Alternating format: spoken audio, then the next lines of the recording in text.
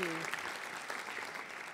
Good evening, everybody. I'm Maureen Corrigan, and I have the pleasure of interviewing Elizabeth Alexander tonight. Elizabeth Alexander is one of our most distinguished and one of our most well-known poets. In 2009, she delivered a poem that she had written for President Obama's first inauguration.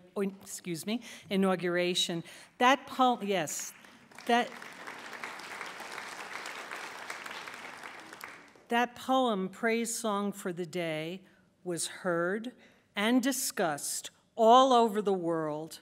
She has written 6 books of poetry, including American Sublime, which was a finalist for the Pulitzer, and she's the author of 2 collections of critical essays. Elizabeth Alexander currently teaches at Yale, where she's the Thomas E. Donnelly Professor of African American Studies. I can also tell you that in addition to being a highly recognized and gifted poet, Elizabeth Alexander is a lot of fun. I first met her in February when she and I were both in Asheville, North Carolina, at a conference of publishers and small bookstore owners, independent bookstore owners. It was a cold and dark and icy night in Asheville. And I walked into the restaurant where, you know, a few of the independent bookstore owners and publishers were gathering for dinner, and there was Elizabeth Alexander. And she looked up at me, and she smiled her 500-watt smile, which you will see tonight, and I said to myself, I want to be friends with that woman. And what happened was, for the next 2 days, when we saw each other and when we could, we'd talk about books, we'd talk about our shared experience, although at different times, of being in the PhD program at the University of Pennsylvania, and we would talk about being the mothers of teenagers. That we talked about a lot. So not surprisingly, our friendship ended with a drink, still talking about teenagers, but we had gin gimlets at the bar of the Grove Park Inn on the last night of the conference to toast F. Scott Fitzgerald, who spent time at the Grove Park Inn, probably at the saddest time of his life. It was a thrill for me, I can tell you, to toast one of our greatest American writers with one of our greatest living American poets. That was quite a night for me. Elizabeth was at that conference because her memoir, The Light of the World, was about to be published. Her memoir, of course, deals with the tragic death of her husband, Fikre Gebreyesus, in 2012, a few days after his surprise 50th birthday party. The memoir is beautiful, it's meditative, it's intense, and it's illuminating. Elizabeth is talking about the struggle of dealing with a traumatic event like this that rips a hole in your world, and somehow trying to come to terms with it without relying on prepackaged formulations such as the one I just used, or without the structure of organized religion. About Fikre, who was a painter, Elizabeth wrote, "To live with a painter is to marvel at the space between the things they see that you cannot see." I think the same can be said of reading this memoir. You marvel at the space between what a poet like Elizabeth sees and what the rest of us can't see without her guidance. It's my great pleasure to introduce to you Elizabeth Alexander.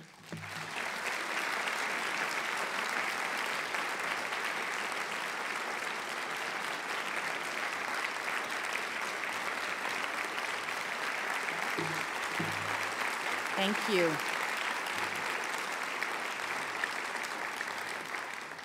Well, that was a beautiful introduction, and I am very appreciative, and appreciative even more for the friendship and what it means to come together because of our commitment to words, this strange life we have where we go around and talk about words and teach words and share words and believe in the power of words. So it is a wonderful thing to make a new friend that way. I'm very happy to be here in Santa Fe in New Mexico. I'm very happy, among other things, to be, I understand there's some young people here from the New Mexico School of the Arts. Where would you be?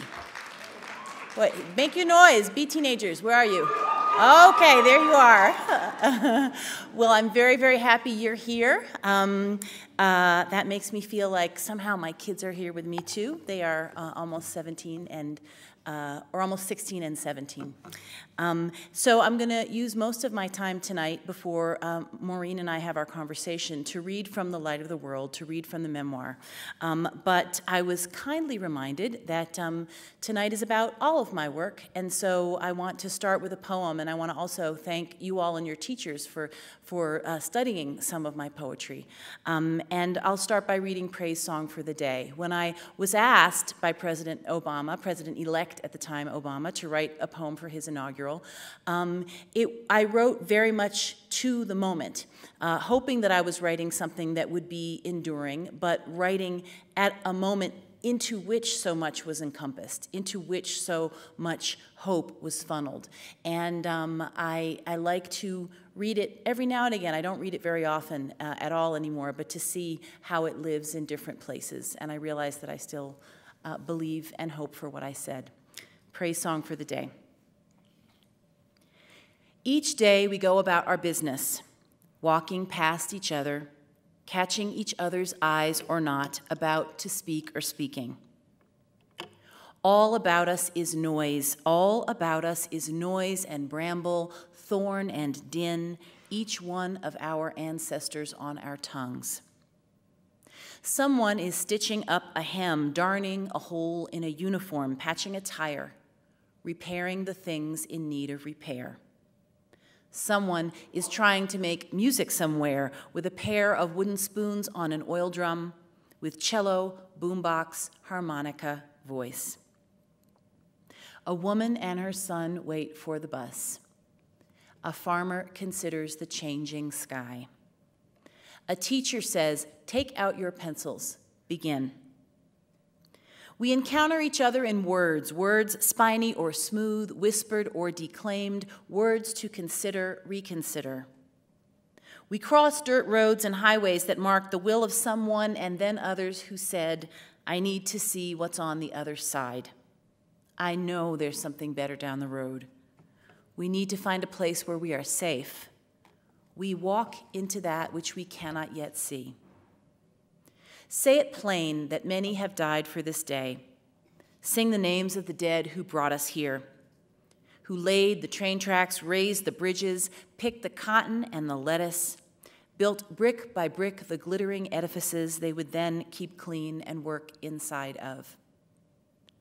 Praise song for struggle, praise song for the day. Praise song for every hand-lettered sign, the figuring it out at kitchen tables. Some live by love thy neighbor as thyself. Others by first do no harm or take no more than you need. What if the mightiest word is love?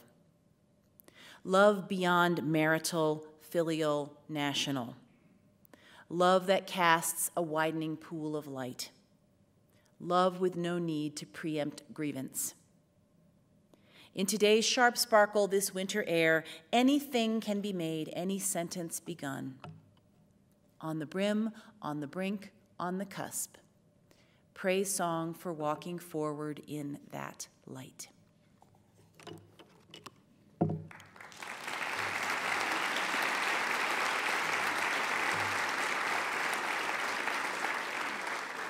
So I never imagined that I would write a memoir. I have written nonfiction. I write about literature and culture. I've written short stories. I mostly write poetry.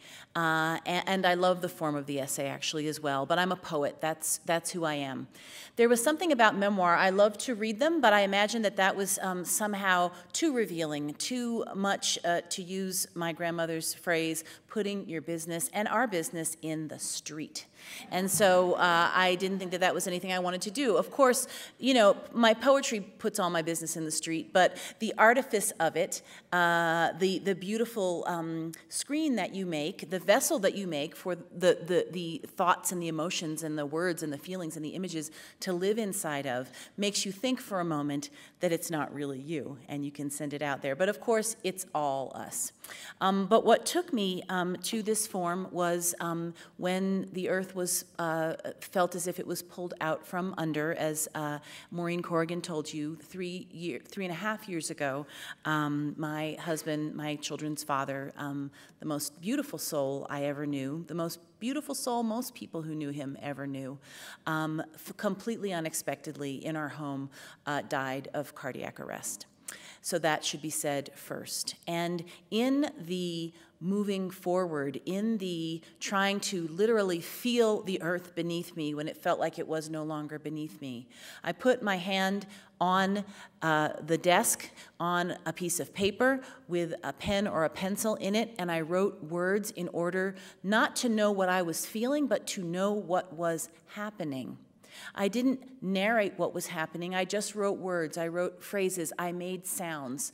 And I learned at the end of that first stage that writing was my companion, that art is our companion as we move through the most unimaginable things in this life. But I didn't think it would become anything that was public, that I would make that choice. It was when my very, very beloved editor said to me, "Are you writing? I think you have something. I think you should make something." That I said, well, maybe I am, and let's just see. Checking at every stage, was this something to share? How did my children feel about it? But also seeing the absolute necessity of making this book. This is a book of prose that's a poet's book. This is a book that, as poetry is written, sound by sound, musically, phrase by phrase, word by word, not knowing when you start out where the end of the road is, not knowing, to go back to Praise Song for the Day, what's on the other side, but knowing that you need to see what's on the other side. That propulsion is what took me through the writing of this book in the same way and from the same place that my poems come from. And that was a tremendously liberating thing in trying on a whole new art form at such an extreme point in life. That was the grounding. And what we also know in poetry is we have very, very powerful belief in the elliptical leap. By which I mean, in poems, we don't feel that we need to say A, B, C, D, E, F, G. You know, a poem is like A, M, X, B, B again, that sounded good. You know, R, R, R, R. And I think that that kind of logic, which is simply how my brain is put together, when I realized that that kind of logic could also be prose logic, that there could be leaps, that I could write in very, very condensed, small, small chapters with all of the economy that I strive to perfect in poetry, that was another way that I found and felt that I could do it. So there are leaps in time. I think that even as we move forward on a timeline, the past comes in. I think we all experience that. That's not related, I don't think, to tragedy. So you'll see that there are all kinds of leaps, and that at the end of the day, though occasioned by unimaginable loss, it's a book about love and gratitude. The story seems to begin with catastrophe, but in fact began earlier and is not a tragedy, but rather a love story. Perhaps tragedies are only tragedies in the presence of love, which confers meaning to loss. Loss is not felt in the absence of love. The queen died and then the king died is a plot, wrote E.M. Forster in The Art of the Novel. But the queen died and then the king died of grief is a story.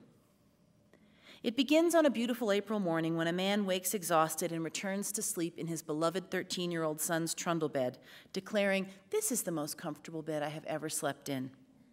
Or it begins when the wife says goodbye to the man a few hours later, walking in front of his car, switching her hips a bit, a blown kiss as she heads to her office, and he continues on to his painting studio. Or the story begins as he packs a tote bag with the usual, The tote is astral blue and printed with Giotto angels, off to his studio for a day of painting, then home, as if nothing extraordinary has happened when in fact he has been envisioning worlds, hanging the Giotto bag on a hook in the mudroom and changing out of his paint-splattered jeans into gym shorts and a t-shirt for yoga in the family room or a run on the treadmill in the basement. Soon, the two children will walk down Edge Hill Road from the bus stop like burros under their knapsacks, and his wife will prepare dinner while listening to Thelonious Monk's evocative open intervals and sipping from a glass of white wine that he's opened and poured for her. "My frosty white?" she'd ask a few times a week, and he'd chuckle and say, "Right away, my love, chop, chop." They enjoyed playing and acting out boy-girl courtliness. The 13-year-old does his homework and the 12-year-old practices his drumming. The man's home life is the unchanging, beautiful same, so anything could occur in the painting studio each day. I am the wife. I am the wife of 15 years. I am the plumpish wife, the pretty wife, the loving wife, the smart wife, the American wife. I am eternally his wife. Perhaps the story begins with the 36 lottery tickets he bought 2 days before he died, which I discovered weeks later when they fluttered out of the pages of one of the many books he was reading. Or it begins with his surprise 50th birthday party 4 days before he died, and the spoken tributes from his loved ones, and strawberries and pancakes and music the next morning. Or it began when I met him 16 years before. That was always a good story, an actual coup de foudre, a bolt of lightning, love at first sight. I felt a visceral torque, I would tell people, a literal churn of my organs, not butterflies, not arousal, rather a not unpleasant rotation of my innards, as never before. Lightning struck and did not curdle the cream, but instead turned it to sweet, silken butter. Lightning turned sand into glass. The story began in the winter of 1961 when two quietly mighty women were each pregnant, one in Asmara, Eritrea, the other in Harlem, USA, one with her sixth child, one with her first. The East African sun would arrive on March 21st, 1962, the most hallowed day of the zodiac. It is the beginning and the end of the astrological calendar, and so it is said that children born on March 21st are ancient souls who possess the wonder and innocence of newborns. The American child, a girl, would come on May 30th into the chatter and buzz of Gemini in Gotham. The story begins on a Thursday night. I bring an unexpected guest home to stay with us, an artist friend who'd spoken on campus that afternoon. When I take her to her hotel after dinner, we find it is in a deserted corner of town, far off the beaten track, so I offer to bring her to sleep in our guest room. She accepts with relief, and I call Fikre to let him know that company is coming. When Lorna and I arrive home 10 minutes later, the house is lit and glowing. The kettle is hot, and tea is brewing in the black Japanese cast iron pot. Fikre has put raw almonds in a small celadon bowl. It is late. The boys are sleeping. We are so pleased to live like this, organized and open and welcome when friends pass through, and we can bring them to Hamden, the hamlet adjacent to New Haven, where we recently moved to live in a tan stucco arts and crafts style house surrounded by a magic garden. Hamden, my first suburb, albeit a very urban one. Hamden, where Fikre fell in love with property that reminded him of the African compound where he grew up amidst flowers. Inside walls, his mother painted apricot, spring sky blue, rose violet, and butter yellow. The next morning, I organize the children for school and send them off, and Fikre makes coffee when our friend rises shortly after. We three drink our cappuccinos under the gazebo, which he'd painted in the delicate colors of the remembered borders of his mother's gauzy dresses and shawls. Some might take the colors for straightforward pastels or Monet water lilies, but they came from Africa and from his mother. Hanging inside the gazebo is a mobile he fashioned from some slender, twisty branches that blew down in the yard after a storm. The mobile turns gently in the breeze. The morning is gray, and the yard smells of the fresh, damp earth of early spring. As we walk toward the house, something makes us look back into the yard over our shoulders. There is a giant hawk sitting on the branch of our 100-year-old oak tree, eviscerating and devouring a squirrel. We freeze to watch. The raptor is utterly focused on its task. I watch Fikre and Lorna scrutinizing, their artist's eyes recording what they see. The hawk attends to its business undisturbed. It is rapacious. It takes what it wants. The bloody ribbons of the squirrel's entrails hang off the branch as the hawk eats the entire remains of the hapless rodent in about 5 minutes. Fikre tells us he has seen the bird the day before with the children and shows us a short video he took on his phone of the creature on the same branch, eating another squirrel. I have seen a hawk a few times, but never one so intent on its survival. Never seen predation itself up close and in action. It is pure and elemental, necessarily violent, riveting nature itself. We watch for as long as we can before we have to go off to the duties of our days. Some weeks later on his bureau, I find an acrostic Fikre made, which exhausted variations on the word hawk. He'd assign numbers to the letters and then assign those numbers to lottery tickets, which I later discover he bought by the dozens and secreted in the pages of the books he was reading. Henry Ford believed the soul of a person is located in their last breath, and so captured the last breath of his best friend, Thomas Edison, in a test tube and kept it evermore. It is on display at the Henry Ford Museum outside Detroit, like Galileo's finger in the Church of Santa Croce, but Edison's last breath is an invisible relic. Fikre breathed his last breath into me when I opened his mouth and breathed everything I had into him. He felt like a living person then. I am certain his soul was there. And then, in the ambulance, riding the long ride down to the hospital, even as they worked and worked, the first icy wind blew into me. He was going or gone. I need to call somebody, don't I? I asked the ambulance driver, a woman. Yes, you do, she said. Black men die more catastrophically across class than anybody else in America. Toni Morrison, not a house in this country ain't packed to its rafters with some dead Negro's grief. He was an African man, an Eritrean man, and an African-American man. He was a black man. He was not the descendant of slaves. He literally walked across his country through killing fields to escape when he was 16 years old.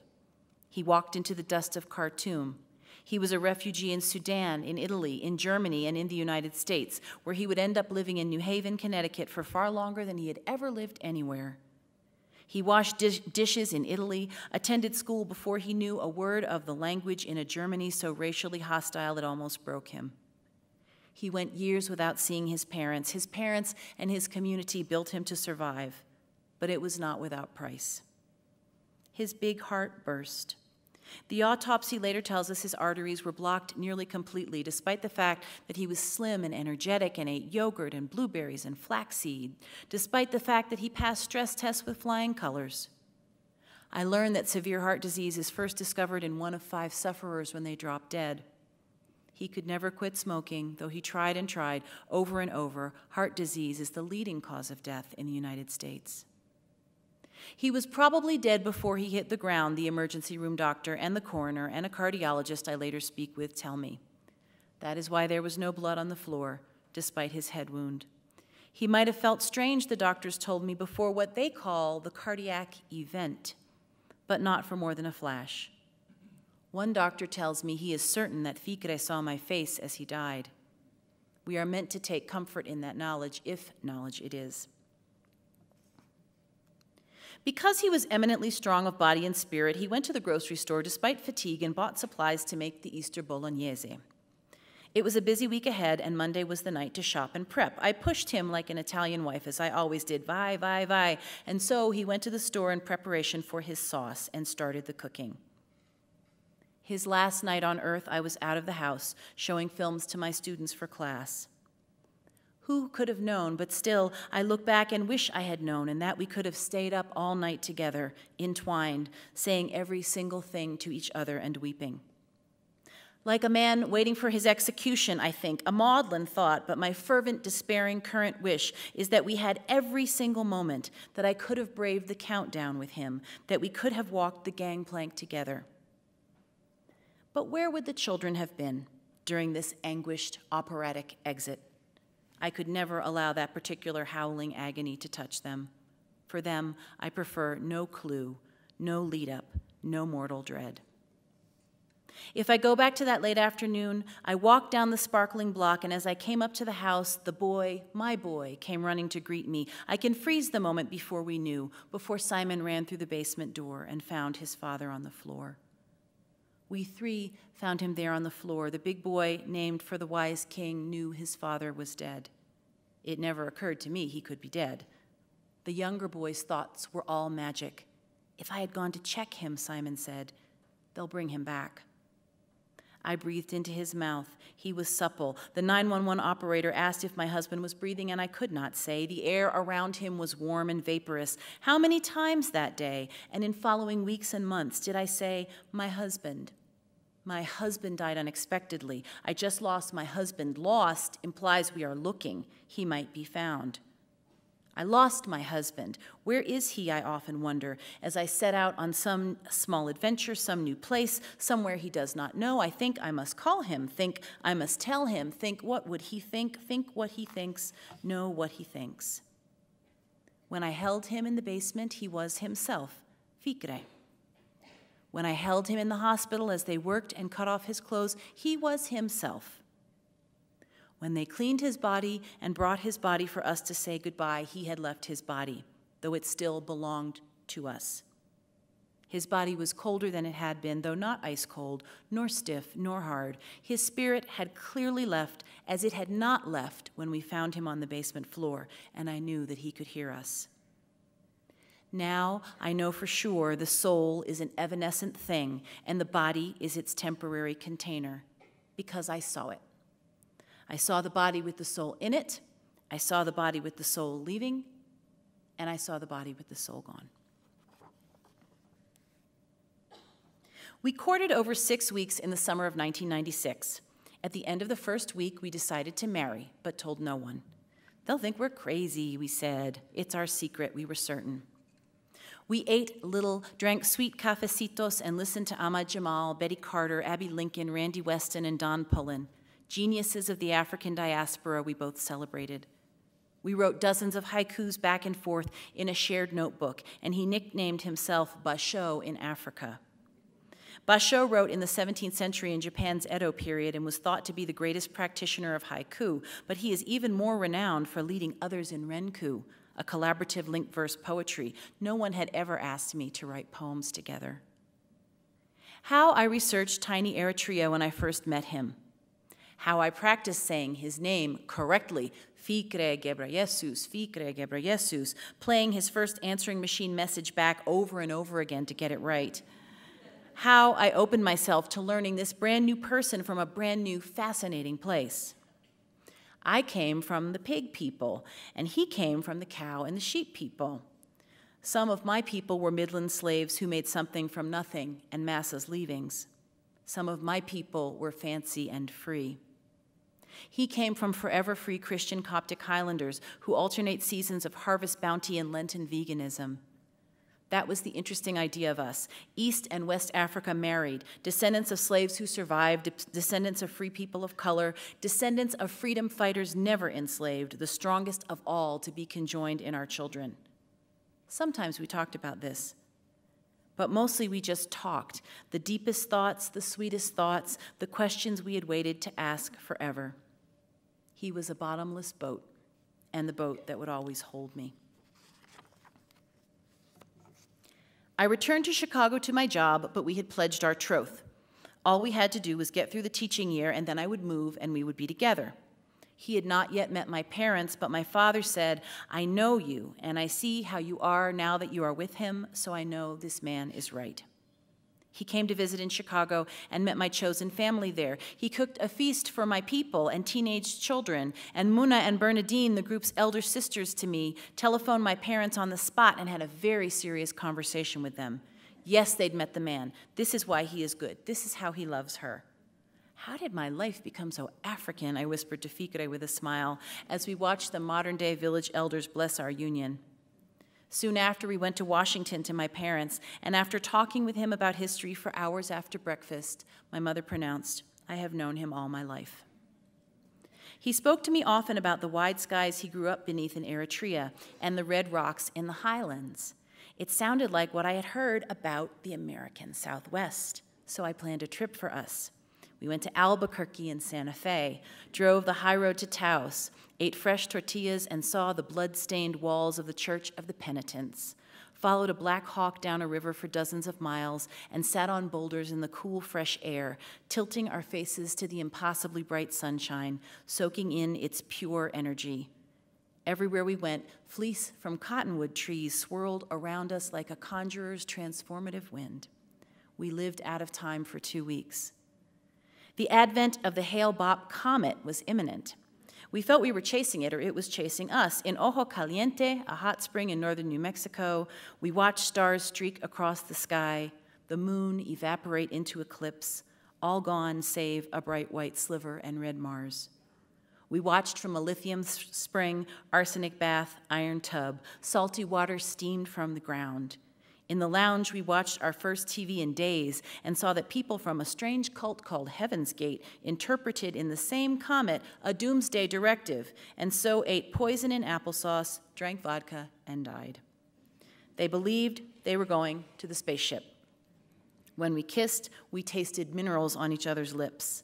We ate peach pie on the wraparound porch. We saw a total lunar eclipse in Sedona. Somewhere there is a picture of us that we asked a stranger to take as we watched the sunset from a hillside in a crowd of hundreds, and everyone clapped when the burning orb dropped out of view. In Havasupai, we hiked the 10 miles down to the reservation. You could hear the waterfall before you saw it. Brilliant colored water flowers abounded. You could also hear reggae. The gospel of Bob Marley played everywhere. The Indians respected Ficre because he was an African, an ancient man. He drove 2,000 miles. He prided himself on being a road warrior. One night we drove across an infinite field under the stars and heard Navajo on the radio, and then someone speaking to Jesus, and then sounds from the spaceship. I found a bit that Ficre wrote about that trip, and for some reason he wrote it in Spanish. It begins, éramos dos. We were two, the last two people left on Earth.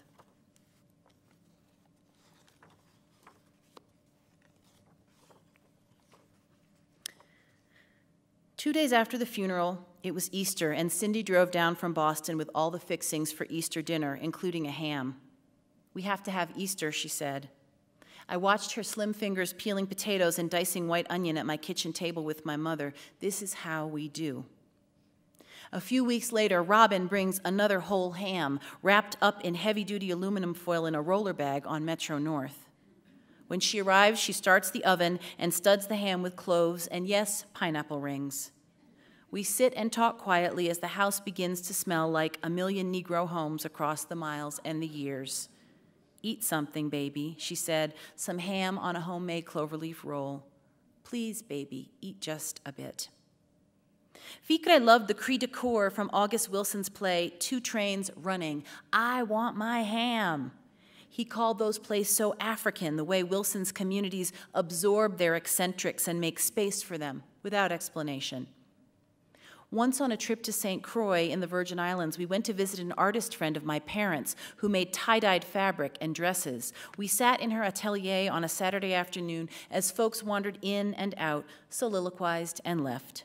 The preacher, the hustler, the wino, the diva, all came in without announcement, said their piece, and exited stage right. "It's so African," said Ficre, in love with the quotidian theater. "It's like Africa, and it's like an August Wilson play."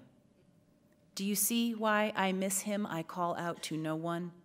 Will I remember everything? What am I meant to keep?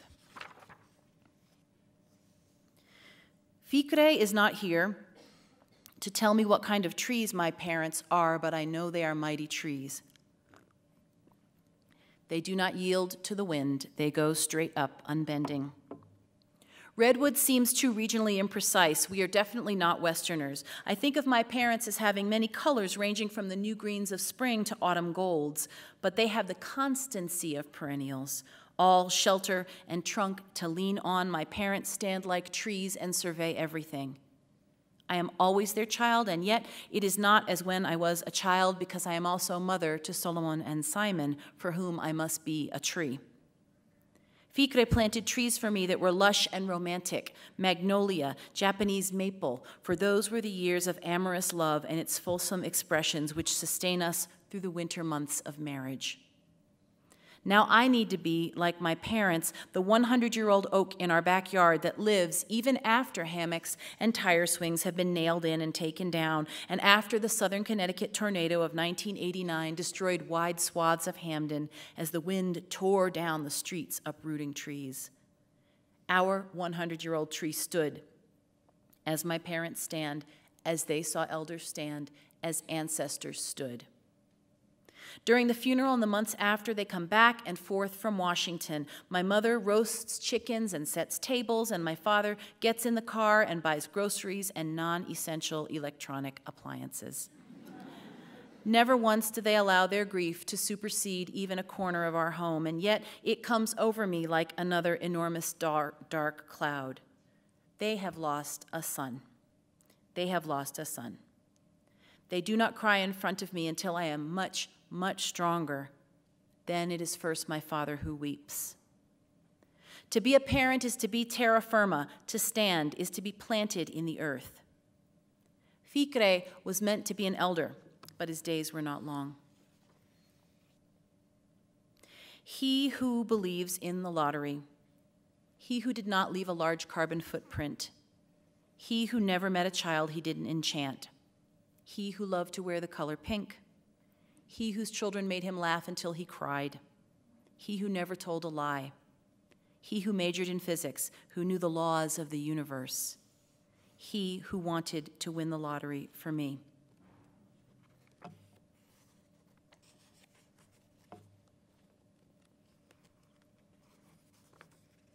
What does it mean to grieve in the absence of religious culture? I am formally Episcopalian on both sides, an Afro-Saxon, but was not raised going to church.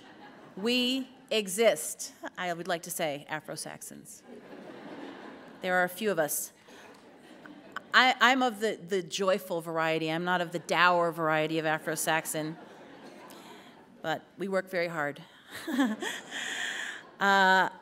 But I was not raised going to church, though I spent much of my life until going to college studying ballet and modern dance at a studio in St. Mark's Church, performing with the company in services. Art is certainly my religion. I believe in the chosen family, especially as I get older. I believe in some kind of encompassing black culture that I am part of, syncretic, to use the word Fikre liked. But I am also aware of the romance behind that sense of belonging. I am feeling very Jewish, I keep hearing in my head, thinking not of my actual Jewish Jamaican great-grandfather, but rather about a wish for a religious culture that reveres the word and tells you what to do. Rosh Hashanah, days of awe, invite the dead to Sukkot. There seems to be a poetic ritual for everything. I am not a Black Baptist who will fall out in her grief and be lifted by the hands of her fellow parishioners. I am not an Eritrean woman who goes through the house keening, Fikre Hawe, which means, Fikre, where are you? But I want rules. I want the prayers to say every day for a year at dusk, and I want them to be beautiful and meaningful. I want to sit Shiva and have the neighbors come at the end of the week and walk my family around the block to usher us into the sunlight. Where is the village, I remember thinking when I had my first child? Where is my sister? As I struggled to breastfeed, for I have no blood sisters, and my mother was of the generation for whom baby formula was a miracle of nascent women's lib. My mother-in-law showed me, kind of, though we had no common language. We did have the common language of motherhood and its many acts. Yet I was not lonely without the village, without sisters who were also mothers, because I had Fikre. I hope you're not turning all Christian, Simon says, when he comes home and finds me uncharacteristically blaring gospel music. I am not, but I am listening to Mahalia Jackson in a whole new way. How I got over, my soul looks back in wonder, I hear for the very first time. The gratitude in that song is what washes over me, the word thank, repeated over and over. My soul does indeed look back in wonder. I had Ficre, I have Ficre, I have these extraordinary children. I have a village, I have an art form. I am Black, we are African, we come from survivors and doers. My parents are wise and strong, my body is strong. I was loved without bound or condition. I exist in time and in context, not floating in space. My troubles are small compared to some. My troubles are not eternal. My days are not through. How I Got Over was one of Dr. King's favorite songs, and Miss Jackson sang it just before the March on Washington, along with I've Been Buked and I've Been Scorned. She spurred him on when he briefly stumbled as he gave that mighty speech. Tell them about the dream, Martin. And her voice held millions of people aloft. Who we are as a people and how we make our way through sorrows that feel so profoundly intimate and personal, but in fact exist on larger continuums, is what I hear in the song today. The first time she sings How I Got Over, it is a question. How did I survive? But after that, the phrase is an answer, sung in varied inflection and redolent of varied meanings. This is how. This is how. About halfway through the song, Mahalia Jackson is stirred to clap and stomp, the song now fully in her body, carrying her over to shores unknown. And then the song moves to astonishment. How I Got Over. In the absence of organized religion, faith abounds in the form of song and art and food and strong arms. When you become a family, you make common culture. Ficre and I shared cultures, folded into each other, and quickly made an indelible family culture. That we grew up around the world from each other seemed totally irrelevant. When he sleep-talked in Tigrinya, I remembered sometimes. I remembered that our entire relationship and most of his days took place in his fourth language. It is genuinely shocking to be jolted out of the world of our common culture into the world of our different worlds and rituals around death and dying. He is no longer here as the ultimate medium or translator, the one who selected what mattered. There is only one unalloyed culture and no one to negotiate the treaties. And the strange awareness that there was any culture other than our own.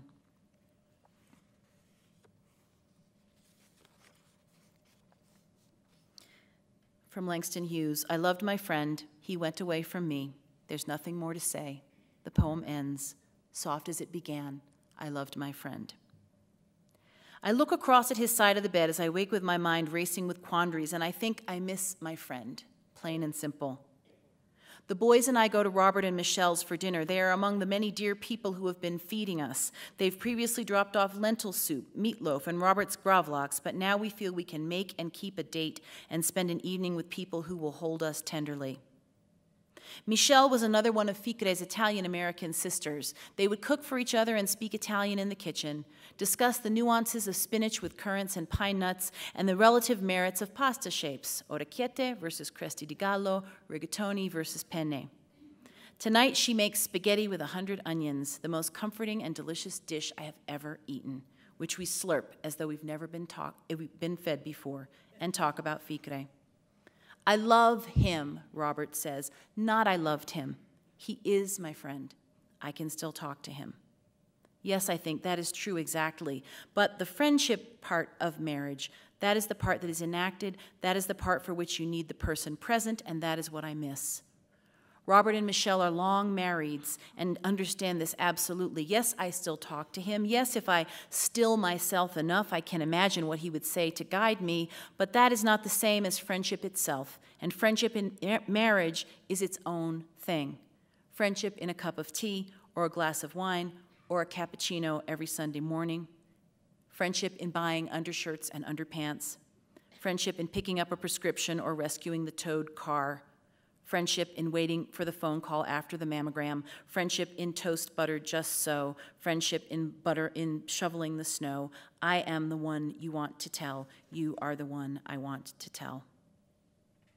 Days later, it feels like progress when I write to Michelle for the spaghetti recipe, and she replies, "Are we the only ones who crave this? I came home and made it tonight, and we blissed out. Okay, here's how to make it, and there's the recipe. This is the best dish. It'll make you want to throw rocks at other pasta dishes." As I make the pasta, I remember Ficre in our kitchen teaching me how to more adeptly use a knife, to preheat a pan, to press garlic cloves so the paper jackets slip off, to simmer tomatoes until they turn sweet and roast beets until they are like candy. The boys and I eat our delicious spaghetti until sated. Our whole body is warm. Ficre is in our stomachs. We loved Jimmy Scott's version of the David Byrne song, Heaven. Heaven is a place where nothing ever happens. These days, I picture heaven populated by the umber angels, Ficre painted in abundance, but that seems too fanciful. I never truly believed in heaven and cannot manufacture it. Little Jimmy Scott's plaintiveness seems right when he sings, "Nothing ever happens." How better to describe the infinite solitude of the afterlife? When this kiss is over, it will start again. It will not be any different. It will be exactly the same, he sings. Each kiss is fixed. It is the same long kiss, but it will never change. That is the comfort, and that is the heartbreak. One night at bedtime, Simon asks if I want to come with him to visit Ficre in heaven. Yes, I say, and lie down on his bed. First you close your eyes, he said, and ride the clear glass elevator. Up we go. What do you see? I ask. God is sitting at the gate, he answers. What does God look like? I ask. Like God, Mama, he says. Now we go to where Daddy is. He has 2 rooms, Simon says, one room with a single bed and his books and another where he paints. The painting room is vast. He can look out any window he wants and paint. That room has 4 views, our backyard, the dock he painted in Maine, Asmara, and New Mexico. New Mexico, I ask. Yes, Simon says, the volcano crater with the magic grass. Ah, yes, I say, the caldera, where we saw the gophers and the jackrabbits and the elk running across, and Daddy called it the veldt. Yes, do you see it? And I do. The light is perfect for painting. His bed in heaven is a single bed. Okay, it's time to go now, Simon says, so down we go. You can come with me any time, he says. Thank you, my darling. I don't think you can find it by yourself, he says, but one day you will. Last night, I went into a bookstore for the first time since Ficre died. Ah, I thought I have been avoiding this, for he is the ghost of all bookstores. He is in the history section or the art section or the gardening section, reading books and piling them up. He would gather books for the children's library, more books that they could ever read, more books than I thought would interest them, and we would fuss about it. I'd suggest taking a few off the pile. He'd say, that makes the whole design fall apart. I'd say, where will we put them? He'd say, we'll get a bigger house, and then we'd laugh. My darling, you are not in this bookstore. Carrying home a bag of books, I think of all the books I will never know about because you will not show them to me. I think of the loss of knowledge, all the things I will never know because you are not here to tell me. I cannot ask questions. I cannot be reminded. I can no longer say, though I still do to the children, that's a daddy question when they ask about the Peloponnesian War or the Khmer Rouge or Latin declension or the quadratic formula or how sinkholes are formed on limestone beds. You of all knowledge, you of all curiosity, God of books and deep knowing, enemy of facile pronouncements, Ficre Gebreyesus, ghost of all bookstores. And so the story ends or pauses, for as we know, it is all one long story. My sons and I have moved to New York City. Today, we look out our window at the Hudson River and wait for another hurricane as the sky turns lavender and orange, Ficre colors. When the rain is most dramatic, we feel him close. The boys grow taller than everyone around them and become young men. Their grandfather turns 80, and with my mother, they circle the wagons and leave their home of 42 years in Washington, D.C., where I grew up, and return to New York, their ancestral metropolis, to be extended family with us, as Ficre always wanted it.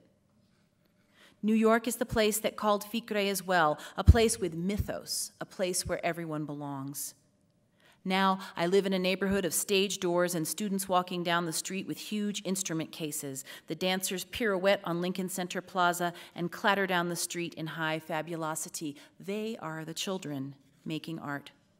Ficre was one of the children at the Art Students League, but he was never a child and always a child. that rare combination true to his position on the zodiac, ancient and brand new, as anyone who knew him would say. I am in New York City, where I was born, where I have spent decades trying to return. Welcome home, I am told many times, even by people who do not know I was born in Harlem, USA, at 135th and 5th, in the Riverton Apartments, at Columbia Presbyterian Hospital, where my father was born. Fikre and I never made it here together. That was planned for when the children graduated from high school. Death sits in the comfortable chair in the corner of my new bedroom, smoking a cigarette. It is a he, sinuous and sleek, wearing a felt-brimmed hat. He is there when I wake in the middle of the night, sitting quietly, his smoke a visible curl in the New York lights that come in between the Venetian blind slats. At first, I am startled to see him. He sits so near, is so at home. But he doesn't move toward me. He simply cohabits. And so eventually I return to sleep. He isn't going anywhere, but he isn't going to take me either. In the morning, the chair is empty. Which is stronger, death sitting in the corner or life in New York City? Death or my teenage sons sleeping profoundly in the next room, growing overnight? I love plans, my new friend Esther exults, and so do I, for nowadays I feel like plans are all that stands between me and the end of my life. I'm not going to die overnight because next Wednesday I am going with Esther to see an auction of 19th century American documents at Swan Galleries.